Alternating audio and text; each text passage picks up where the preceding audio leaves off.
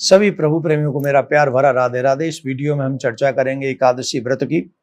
पूर्व काल में त्रेता युग में है नाम के एक राजा थे। उनकी 1000 से भी ज्यादा रानियां थी, लेकिन उनका दुख था कि उनके कोई पुत्र नहीं था।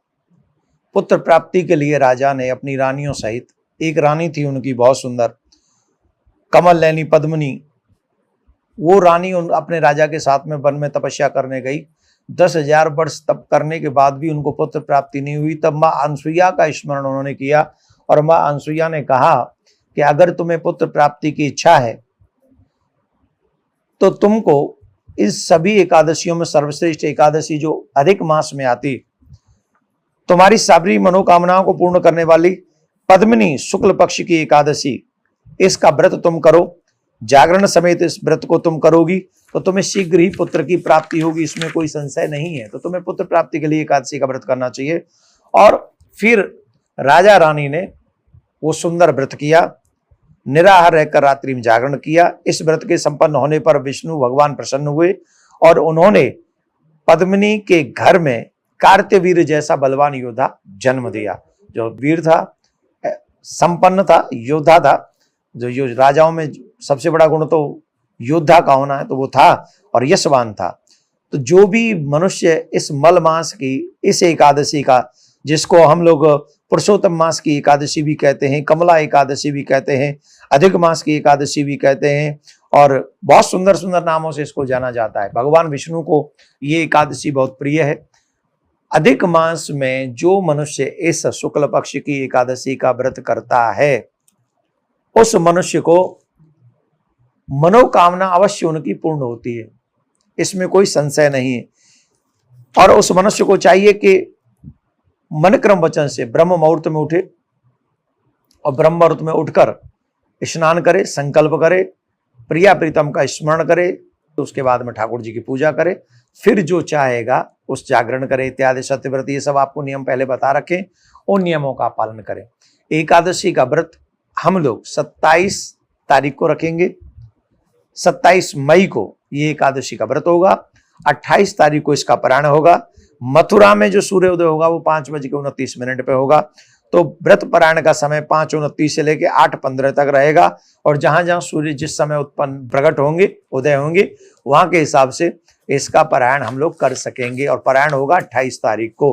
तो आप लोगों को व्रत का मतलब आप समझ लें, सिर्फ भूखा रहना ही नहीं है, सत्य बोलना है, भजन करना है, जप करना है, तीर्थ करना है, दान करना है, आदि आदि। और अधिक मास की एकादशी हो तो फिर इसका कहना ही क्या है।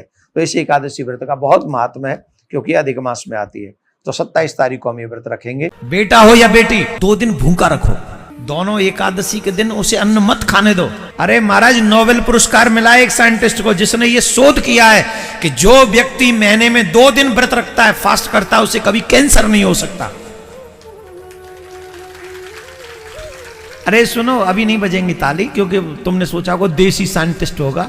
विदेशी साइंटिस्ट है वो, और उसे नोबेल पुरस्कार मिला है, जिसने ये शोध किया है कि जो 2 दिन व्रत रखेगा, मतलब फास्ट, उसने फास्ट एकादशी नहीं कही, 2 दिन फास्ट। और वो भी उसने चंद्रमा और सूर्य का आंकलन किया कि इतने, चंद्रमा जब इस स्थिति में हो और सूर्य जब इस स्थिति में हो, अगर उस 2 दिनों में व्यक्ति फास्ट करे, उसे कभी कैंसर नहीं होगा।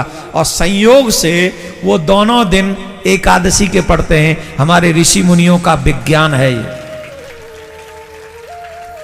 आज के वैज्ञानिक तुम्हारी बीमारियों का इलाज का दवा बना रहे हैं, और हमारे ऋषियों के विज्ञान ने ऐसी तैयारी की थी जिससे तुम बीमार ही ना पड़ो। करके देखो एकादशी का व्रत। और मुझे याद नहीं मैं कब से एकादशी का व्रत कर रहा हूं। ठाकुर जी की बड़ी कृपा है मेरे ऊपर, बड़ी कृपा है। और आप सबको प्रेरणा दे रहा हूं, अगर अपने बच्चों का हित चाहते हो तो महीने में 2 दिन उन्हें अन्न मत खिलाओ एकादशी के दिन। एकादशी का व्रत वैष्णवों के लिए बहुत महत्वपूर्ण है। एकादशी का व्रत जो भी मनुष्य करते हैं, नारायण स्वयं उसके ऊपर बड़ी शीघ्रता पूर्वक प्रसन्न होते हैं।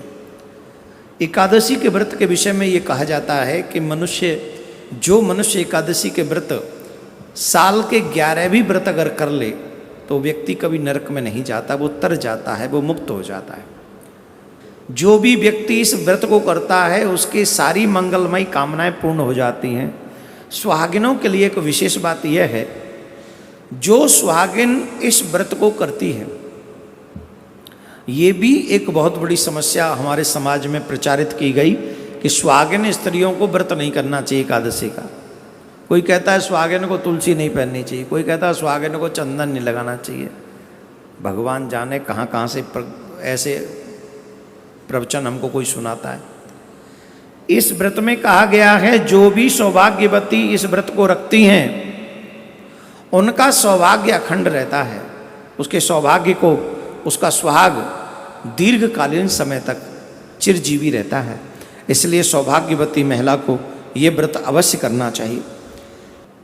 एक और विशेष बात इस व्रत के विषय में हम कह दें और फिर अपनी वाणी को विराम देंगे, और वो विशेष बात यह है, जिन माता बहनों के, भाइयों के बच्चे जिनकी बात न मानते हो, बुरी आदतों से परेशान है अपने बच्चों की, उन माता बहनों को, उन भाइयों को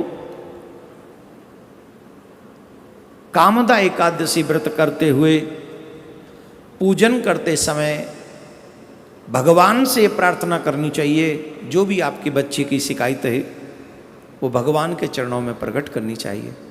तो अगर आप ऐसी प्रार्थना भगवान से करेंगे तो जिन बच्चों में बुरी आदत है वो धीरे धीरे करके उन बुरी आदतों को त्याग देंगे और वो वैसे ही करने लगेंगे जैसा आप चाहते हैं।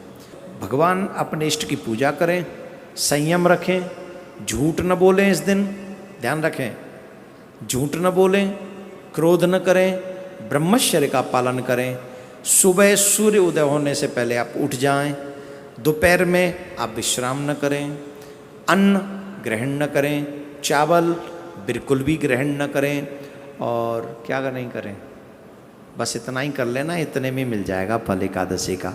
आप भी सुने, औरों को भी सुनाएं। आप सबका मंगलमय, भगवान आपका मंगल करे। राधे राधे।